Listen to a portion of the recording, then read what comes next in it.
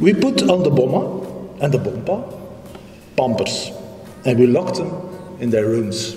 The public was propagandized with the idea that only lockdowns could solve our problems with COVID. That was a lie. You've met with Elon Musk December last year. How did you get to that conversation? Dus mijn besluit.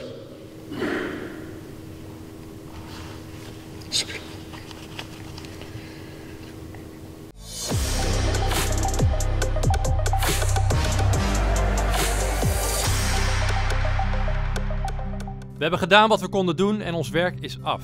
Het Belgische Viruswaanzin is ontbonden. Het slotevent van zaterdag 13 mei, een academische zitting in de aula van de Universiteit van Gent, stond in het teken van een evaluatie op het coronabeleid en een blik op de toekomst vanuit het vizier van een schare aan wetenschappers met één gezamenlijke boodschap. The job is never done. Ladies and gentlemen, it's an honor to open this academic session of the VZW Virus Madness. Het thema luidt, the job is never done. Wanneer is de job wel done? Ik denk dat dat inderdaad een juist statement is. Het zal nooit gedaan zijn om te vechten tegen vooroordelen, om te vechten tegen simplificaties en om te vechten tegen verkeerde politiek van mensen die denken dat ze de staat kunnen gebruiken om eigenlijk de mensen te verplichten tot van alles wat ze eigenlijk niet willen doen. Dus waar vecht je dan wel voor? Wel, wij vechten, we hebben nu een nieuwe partij ook opgericht. Voor ons is het hoofdstuk Viruswaanzin gedaan.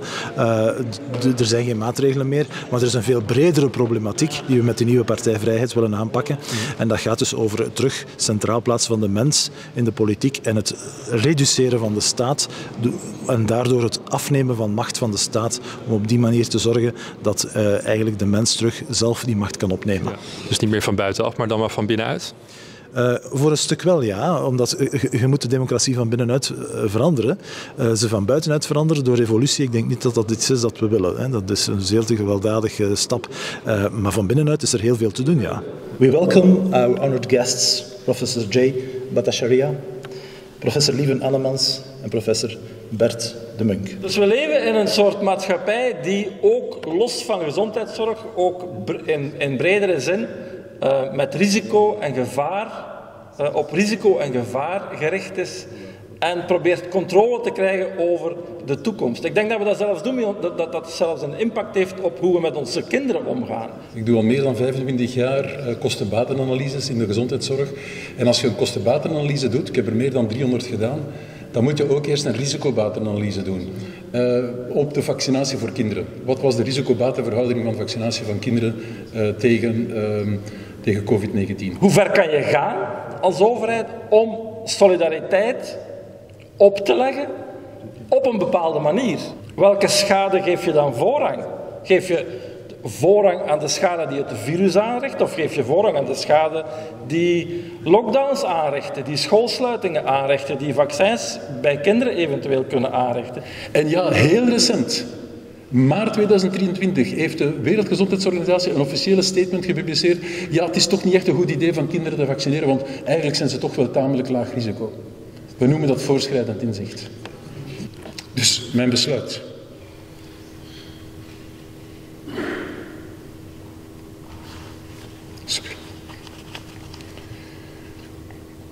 Het is heel duidelijk dat die risico's groter zijn dan de baten, ten eerste. Ten tweede, de beleidsmakers hebben niet het voorzorgsprincipe toegepast. Ten derde, ze hebben een aantal valse objecties, zelfs mensen die het goed meenden, met valse objecties proberen dat te ondermijnen. In 2022 zien we grote oversterfte bij kinderen tussen 0 en 14 jaar in Europa. En we zien eindelijk voorschrijdend inzicht, maar het komt een beetje te laat. Dat zijn mijn conclusies. Dank u wel voor uw aandacht. Je werd geraakt tijdens je speech. Waar kwam dat door? Wel ja, tijdens die speech heb ik eerst cijfers voorgesteld uiteraard. Wat gebeurt er als je kinderen niet vaccineert tegen COVID? Wat gebeurt er als je wel vaccineert? En dan druk je dat uit per 100.000 kinderen en dan kom je tot de conclusie dat er meer schade is aangebracht dan dat er baten waren van die vaccinatie. Maar kinderen zijn natuurlijk geen cijfers en op een bepaald moment, ik heb nogal inlevingsvermogen en ik beeld me dan die mensen en die kinderen in die het dan echt wel meemaken dat ze ernstige nevenwerkingen hebben. En dat raakt mij, ja. Moest jij aan iemand in het bijzonder denken? Ja, dat ook. Maar ik ken iemand die... we hebben goede vrienden die ooit een kind zijn verloren ten gevolge van vaccinatie ook. Maar dat is lang geleden gebeurd. Maar daar heb ik ook moeten aan denken. Maar ik moest ook denken aan vandaag, aan algemeen, aan het anonieme kind bij wijze van spreken. De kinderen en de mensen achter de cijfers. En vandaar dat ik even emotioneel werd. Ja. Professor Matthias de Smet will also join us later in this beautiful aula of the University of Gent. And we thank Rector Rick van de Wallen for giving us the opportunity to hold our closing session here in this beautiful building. Wat was het moment dat u dacht, we zijn klaar, het is tijd voor een nieuwe stap? Op het moment waarop dat je voelt dat je eigenlijk geen impact meer hebt. Dat je impact zodanig laag wordt dat het verwaarloosbaar is. En dat komt omdat er ondertussen zoveel mensen zijn die zelf informatie verdelen. De wetenschappers hebben al meer dan genoeg studies gemaakt ondertussen. En de rehabilitatie is wereldwijd in gang gezet. Ja. En we hebben niet de pretentie dat wij zo sterk zijn dat we in de hele wereld kunnen die rehabilitatie versterken. Dat is iets dat uit moet groeien. En daar hebben wij denk ik geen werk meer aan. We zitten hier in de aula van de Universiteit van Gent. Waarom hier? Wel symbolisch, omdat men altijd heeft gezegd dat wij eigenlijk geen wetenschappelijk fundament hadden. Maar 2 van de 5 sprekers vandaag waren eigenlijk adviseurs van viruswaanzin. Rechtstreeks en onrechtstreeks. Er was er zelfs een die een rapport heeft gemaakt. En dat is de basis van onze standpunten geweest. Dus we hebben altijd een zeer wetenschappelijke basis gehad. En daarom is het belangrijk om te eindigen in schoonheid door die wetenschappers die vroeger niet naar buiten durfden te komen, nu wel een forum te geven. We put on the bomma and the bompa pampers, and we locked them in their rooms. We left them to die of the virus without their family in order to protect them. Welk gevolg van het coronabeleid zijn vandaag de dag nog zichtbaar, volgens u?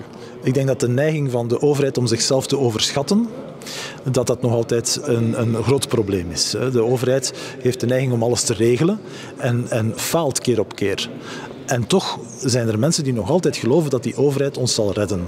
Maar dat is niet zo. Dus wij moeten echt naar een bestel gaan waar de overheid veel minder te zeggen heeft en de mensen veel meer zelf de beslissingen kunnen nemen. Pour emmerder les gens. That's what the French president said. The unvaccinated are the engine of the pandemic, said the Belgian prime minister. Men heeft met corona gezien hoe ver men kan gaan. Ja. En dat is toch wel verleidelijk, ondanks al het protest dat er is geweest, om dat in de toekomst nog te gaan doen. Ja. En dus daar moeten we een stokje voor steken en daar moeten we een politiek systeem hebben dat ervoor zorgt dat we eigenlijk met dit soort van dwaze stommiteiten niet meer geconfronteerd worden. We had to wear masks on the dike in Bekijk.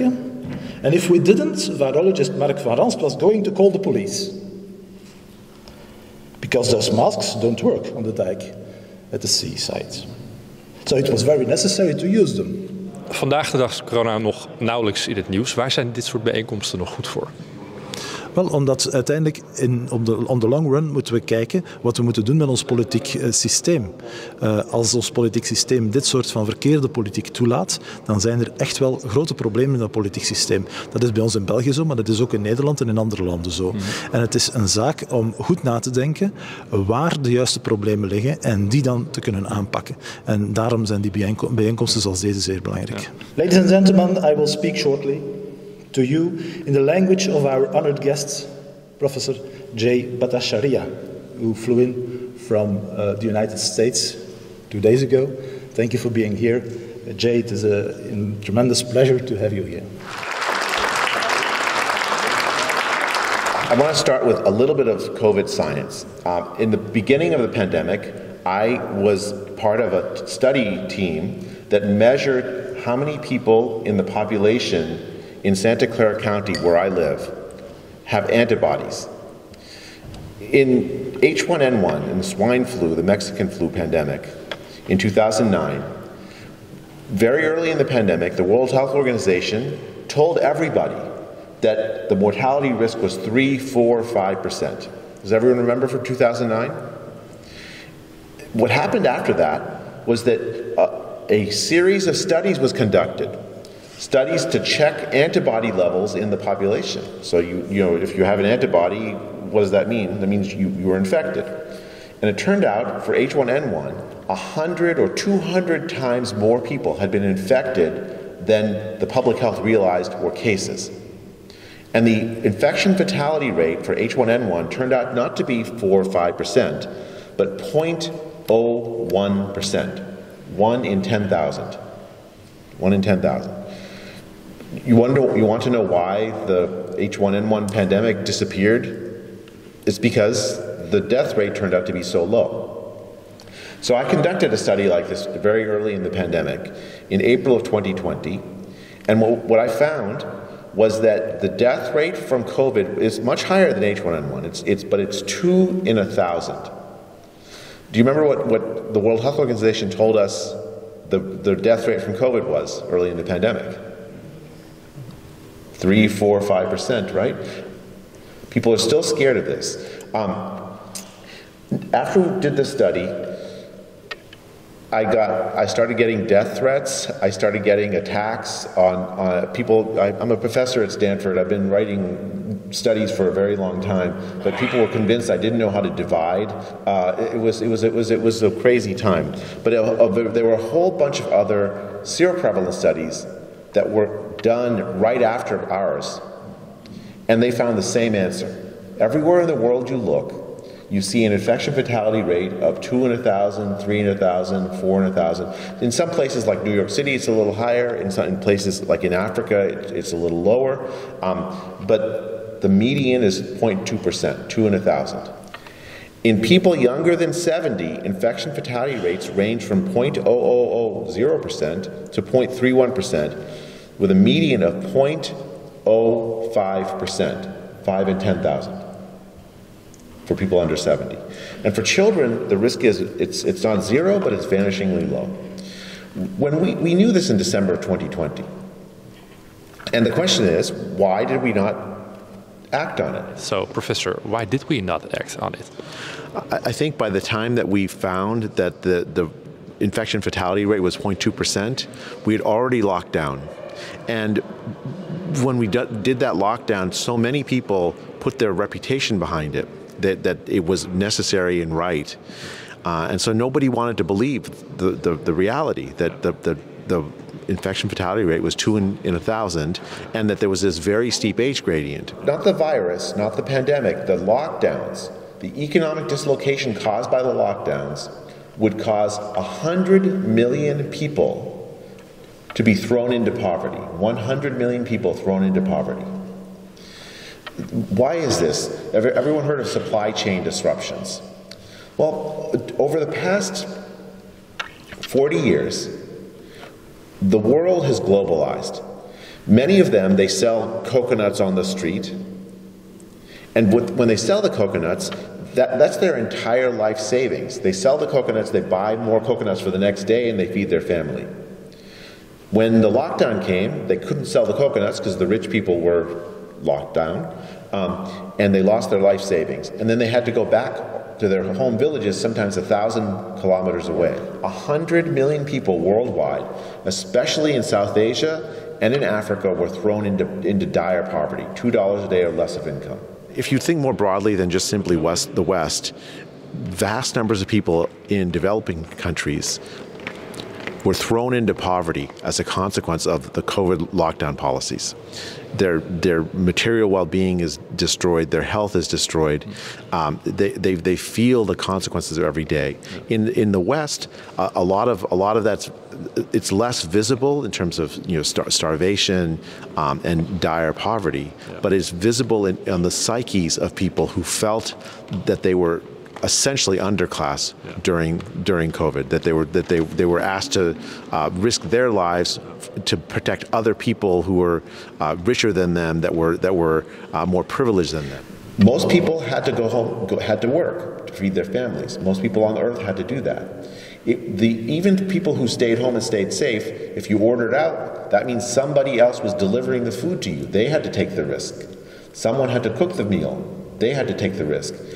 The idea of staying home and staying safe was essentially a command that other people take the risk of the virus, not you. Has society become more of a class society due to COVID, or do you think it has recovered from that?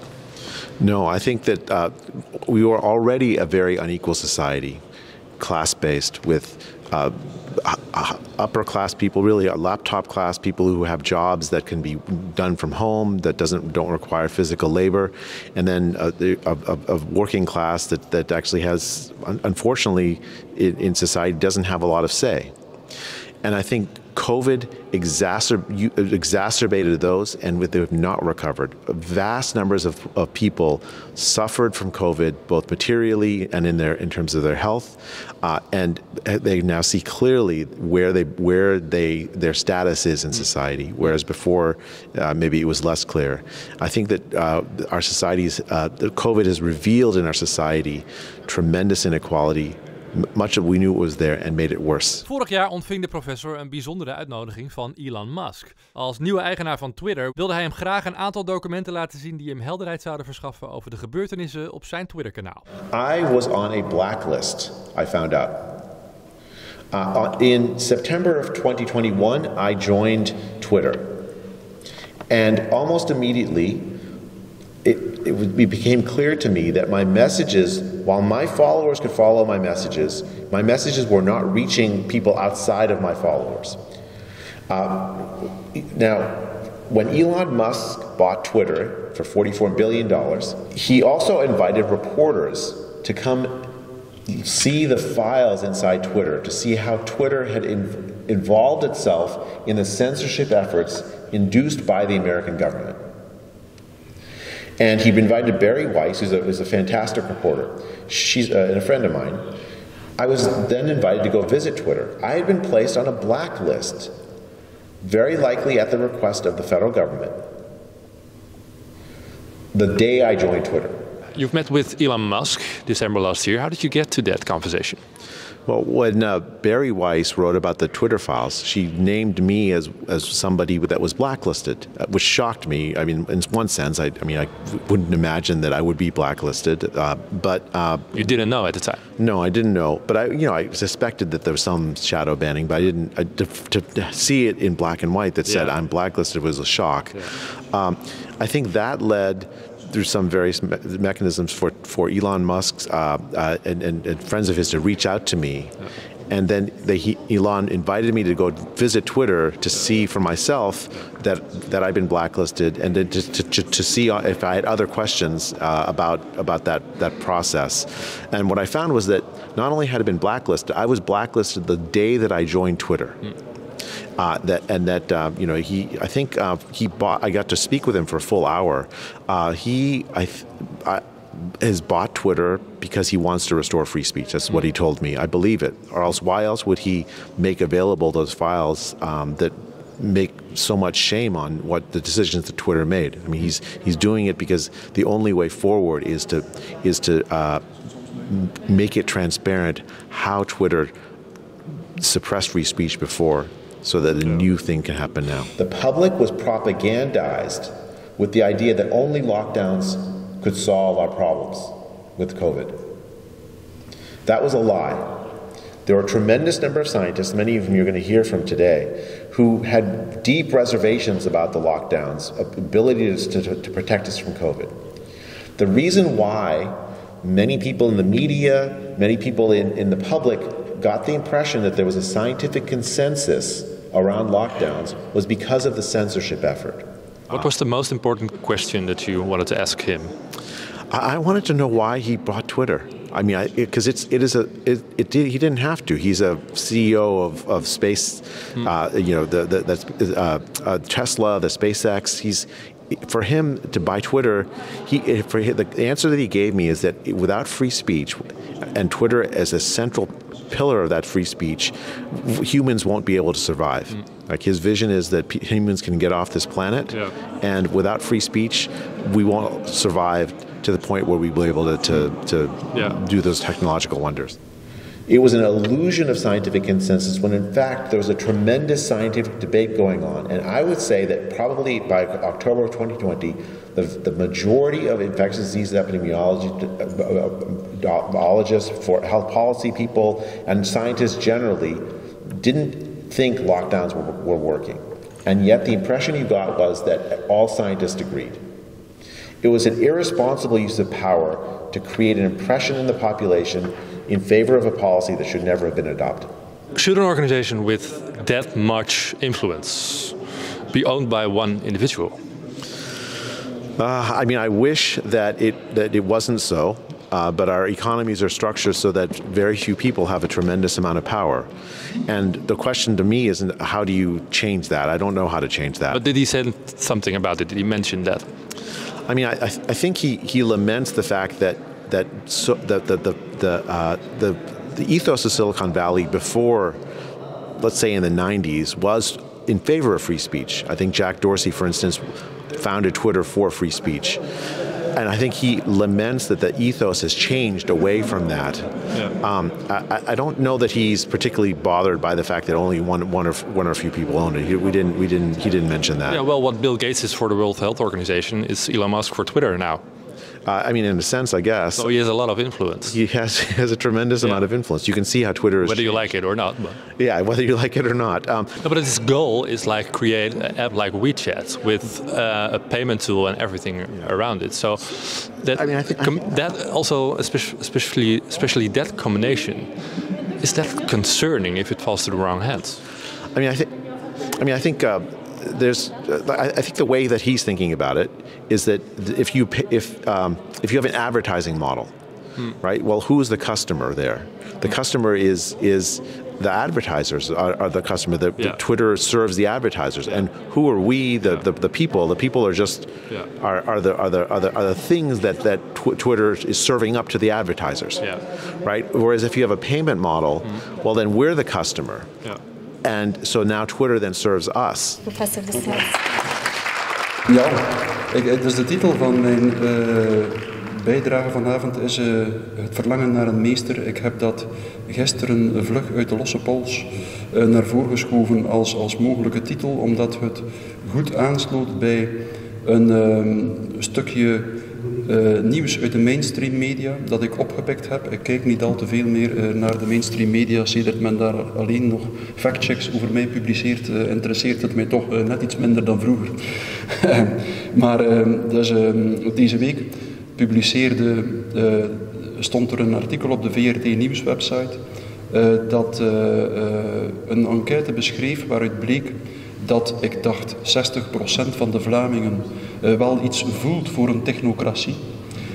Ik word nu nog altijd elke week gek verklaard dat ik dit systeem of de tijdsgeest zie als een tijdsgeest die zou kunnen leiden tot het oprijzen van een nieuw totalitair systeem. Maar de VRT, vind ik, heeft nu toch met zijn enquête min of meer toegegeven dat er daar toch enige reden toe is. Joining the conversation, Matthias Smet talking about totalitarianism. How do you see that? Because he creates a big infrastructure with a lot of data that could lead to that, right? Oh yes, absolutely. I in a certain way, I don't know exactly why, but I spontaneously trust Elon Musk in this respect. I don't know exactly why, but your gut feeling? Yes, something like a gut feeling. But of course, I trust Elon Musk in this respect that I really think that he stands for free speech. I really think so. That's something that I see in him as one of the core characteristics of his personality. Mm-hmm. But at the same time, he also has this technological dreams, which I Trust less, yes. In this respect, that I don't think that this will turn out good for humanity if we don't watch out. Yeah. So for me, he's a very fascinating person. He's a very fascinating person because he combines, on the one hand, this almost fanatic belief in rationality and in technology, and on the other hand, he's also really a human being in this respect, that he really values free speech. And that he really sometimes dares to speak out where everyone else would shut up. Yeah. So in this respect, I think he's a very important person in this era. But is he like his 3 a.m. tweets will save humanity? What's that? He tweets at 3 a.m. apparently. Oh, okay, yeah. That's his most. There must be two Elon Musk. I guess. Ik weet niet of die enquête nu zo verschrikkelijk veel bewijst, maar ze komt in alle geval wel overeen met een aanvoelen dat ik al zeer lang had, en dat is dat er binnen de bevolking een verlangen is naar een meester. De bevolking is psychologisch moe. En als mensen psychologisch moe zijn, zijn ze meestal te moe om nog ver voor zichzelf te denken. En hopen ze meestal dat er iemand anders zal zijn die de last van het denken van hun schouders neemt en die voor hen hun beslissingen neemt, waarbij ze dus rustig de ogen kunnen sluiten, op de bus van de maatschappij stappen en zich kunnen overgeven in een soort blind vertrouwen aan de busbestuurder. En dat is het risico van een bevolking die psychisch vermoeid raakt. Maar als je het hebt over 60%, waar gaat deze strijd dan nog over als die meerderheid daarvoor is? Is het dan een strijd van ons als minderheid die op moet komen voor onze rechten? Of is het een strijd die we moeten voeren om de massa bakker te maken? Allebei.